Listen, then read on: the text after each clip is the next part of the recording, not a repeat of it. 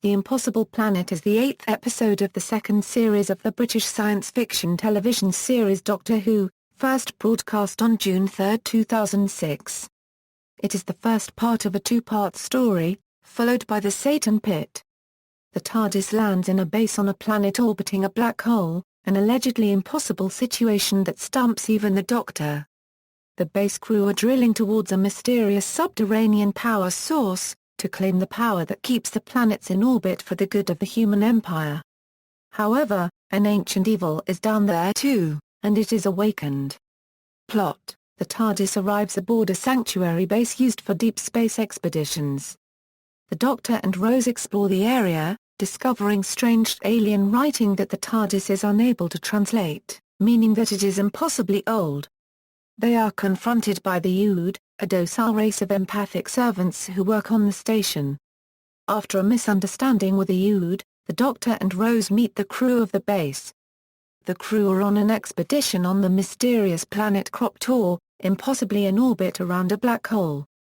Captain Zack explains that a gravity funnel exists around the planet, allowing them to safely enter or leave the vicinity of the black hole. The source of the funnel is an immense energy force 10 miles within the planet, which they are drilling towards to understand its power. As the Doctor and Rose are acquainting themselves with the crew, the base is struck by a quake that causes the section of the base containing the TARDIS to fall into the planet. Rose and the Doctor resign themselves to being trapped and begin helping out the crew. As the drill nears its target, a malevolent presence begins to make itself known. The Ood's translation spheres reveal messages about the beast awakening, while Toby is unknowingly possessed by the beast. The possessed Toby kills Scooty when she discovers him surviving outside the base without any protective gear. When the drilling is complete, the Doctor offers to go with Ida into the bowels of the planet. After traveling down the drill shaft, the Doctor and Ida find a large circular disc inscribed with more undecipherable markings. The Doctor believes it to be a door, and they watch as it opens. Suddenly, the beast repossesses Toby before transferring into all the Ood as they refer to themselves as the Legion of the Beast. With Rose and the remaining crew alerted that the planet is now falling towards the black hole, the Ood begin to close in on them whilst the voice of the beast declares that it is free. Continuity: Zack mentions that he took over when Captain Walker, the original expedition commander, was lost on the voyage in. Captain Walker appears in the TARDIS ode accompanying this episode, seen being given the assignment to go to Croptor. In the episode the human government is the Empire. When reporting Scooty's death, Jefferson gives what appears to be the date as 43K, 2.1. Although no further explanation is given for what the numbers mean, this episode is set no earlier than 200 years before Planet of the Ood, set in 4126, as the translator devices were created 200 years before that point. Rose refers to the dinner lady job she had in school reunion when talking to an Ood serving food. The Doctor mentions that TARDISes are grown rather than built. Actor John Barrowman mirrored this comment when talking about the piece of TARDIS coral Jack Harkness keeps in his office at the Hub in a special feature in Radio Times. In a scene cut from the episode Journey's End, the Dr. Donna tells Rose and the Meter Crisis Doctor how to accelerate the growth of a piece of TARDIS coral so that they could have their own TARDIS in the alternate dimension they were trapped in. Another grown spaceship was seen in the 7th Doctor serial Battlefield. At one point toward the end of the episode, the possessed Ood begin to list the names that have been used to label the beast. One of them is Abaddon, a demon, who features as a major element in the episode End of Days of the spin-off series Torchwood. Possessed Red-Eyed Ood would also reappear in Planet of the Ood, and death is the only answer. A possessed Ood named Nephew appears and attempts to kill Amy and Rory and the Doctor's wife. Production: writer Matt Jones also wrote, as Matthew Jones, the Virgin New Adventures novel Bad Therapy, featuring the 7th Doctor and Chris Quedge. He was script editor on Russell T Davies' Channel 4 series Queer as Folk. Executive producer and chief writer Russell T Davies said that an early draft of the script called for the role of the Ood to be filled by Raxacocophilapatorians, the same species as the Slitheen. Their race would have been enslaved and they wished to awaken the beast, whom they believed to be a god that could free them. Davis chose the name of the Ood rather than Jones. he intended it to be a play on the word odd. In the accompanying Doctor Who Confidential episode, Davies said that he likes to think that the Ood come from a planet near to that of the Sensorites from the first Doctor serial The Sensorites, as he suggests the races are similar in some respects. In Planet of the Ood, this is confirmed. During an interview with the production crew, it was noted that the Sanctuary base was based on the spaceship Nostromo from the movie Alien. Scenes of bodies floating in space were filmed on the underwater stage at Pinewood Studios, the first time the series has used this facility, not counting the charity special Doctor Who and the Curse of Fatal Death. This is the first episode of the 2005 revival of Doctor Who to use a quarry as an alien planet. Quarries were frequently used in this manner in the original series. Davis was not a fan of this production decision. The Ood masks had their eyes in non-human positions, so the actors who played them had to see out of pinprick-sized holes in the masks. Cast notes: the voice of the Beast is provided by Gabrielle Wolfe, who is best known in Doctor Who for playing Sutekh the Destroyer in the fourth Doctor serial Pyramids of Mars. One of the names that the possessed Ood have for the Beast is Satan. The fourth Doctor also stated that Sutekh has been known by many aliases, including the Typhonian Beast and Satan. However, Wolfe was cast only after the episode had been written and filmed. Originally, the producers sought out Piper's husband Chris Evans for the role. Danny Webb also appeared in the audio plays The Girl Who Never Was and The Dark Husband. Sean Parks previously starred with David Tennant in the BBC's 2005 Casanova serial written by Russell T. Davies. Silas Carson previously played various alien voices in The End of the World, while Paul Casey is a veteran at playing various monsters for Doctor Who and Torchwood. Outside references: this episode has numerous references to Hell, and the number of the Beast, 666.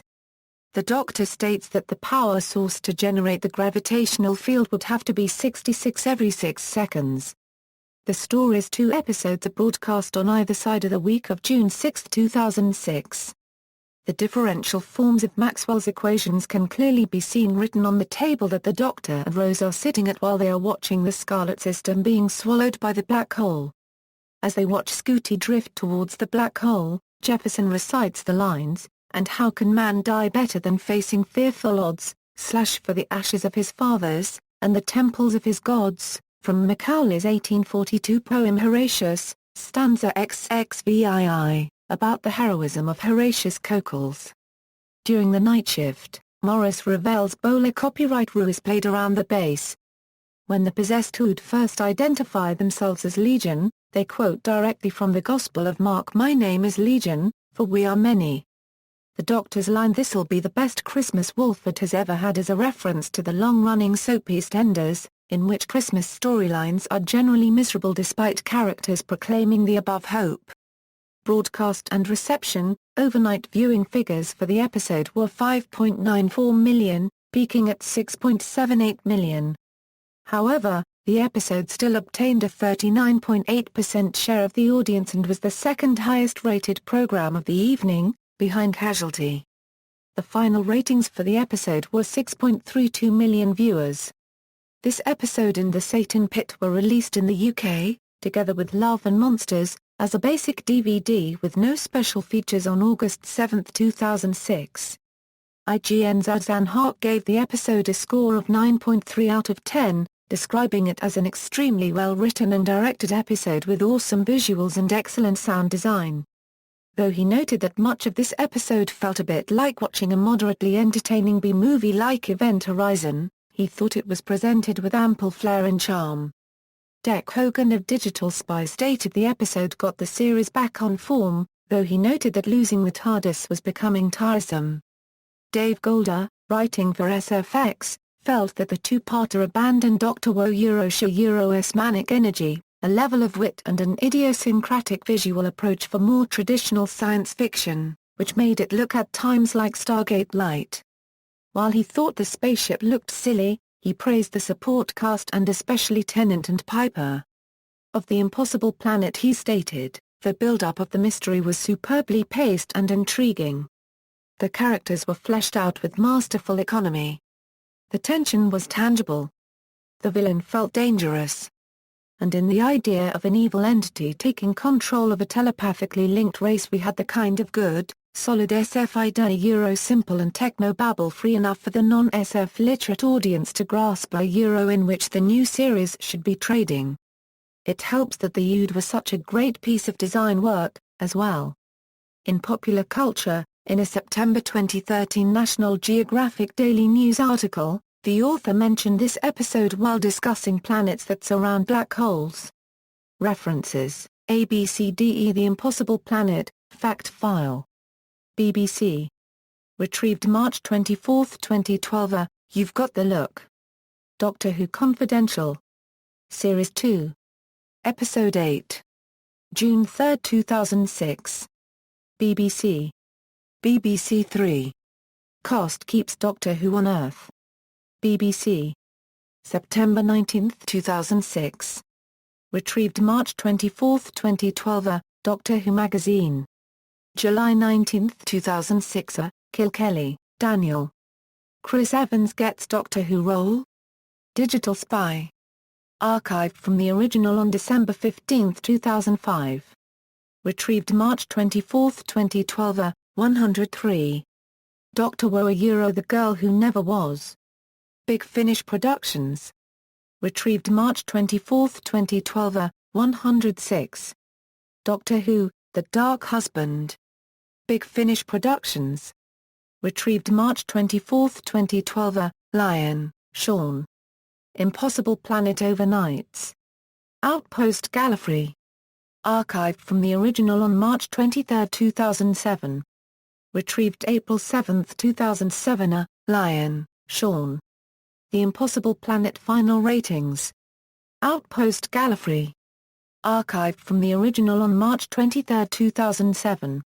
Retrieved April 7, 2007. Hark, Ardzan. Doctor Who, The Impossible Planet Review. IGN. Retrieved May 12, 2012. Hogan, Dec. Booze, Lose and Poos. Digital Spy. Retrieved May 12, 2012. Golder, Dave. Doctor Who 2.8 and 2.9 The Impossible Planet The Satan Pit. SFX. Archived from the original on July 3, 2006. Retrieved May 12, 2012. Than, Care. New role for disabled Kepler? Finding exotic alien worlds. National Geographic Daily News. National Geographic Society. Retrieved September 9, 2013. In the TV series Doctor Who, the main character once found himself on a dark planet orbiting a black hole, an improbable situation that was reflected in the episode's title, The Impossible Planet. External links: The Impossible Planet on TARDIS Data Core, an external wiki, TARDIS Ode 8, The Beast and His Armies Will Rise from the Pit episode trailer, episode commentary by Myanna Biring, James Strong, and Mike Valentine, The Impossible Planet episode homepage, The Impossible Planet at the BBC Doctor Who homepage, The Impossible Planet / The Satan Pit at Doctor Who, A Brief History of Time, The Impossible Planet / The Satan Pit at the Doctor Who Reference Guide, The Impossible Planet at Outpost Gallifrey, The Impossible Planet at TV.com, BBC Press Office Release, The Impossible Planet at the Internet Movie Database, Reviews, The Impossible Planet Reviews at Outpost Gallifrey, The Impossible Planet / The Satan Pit Reviews at Outpost Gallifrey, The Impossible Planet Reviews at the Doctor Who Ratings Guide, The Impossible Planet / The Satan Pit Reviews at the Doctor Who Ratings Guide.